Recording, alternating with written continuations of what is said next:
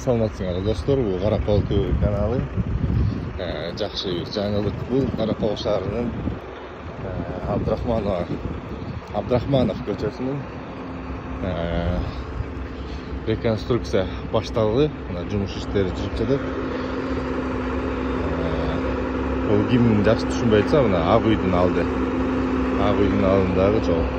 Өткөн жылы аркы площадь, анан көчөнүн өйдө тарабы, анан ылдый жак, Токтогулдан ылдый жак тарабы дагы толук жасалган. Анан ушул ортодо ушул эле отрезак эски боюнча калган болчу. Мына өзүңүздөр көргөндөй, Кудайым буйрса, ушул жерде дагы жаңы жол жасалып атат. Негизи быйыл жылы өткөн жылкы Каракол шаарынын ичиндеги жол салуу оңдоо түздөө иштери абдан жакшы жүрүп жатат. Бул абдан кубандырат.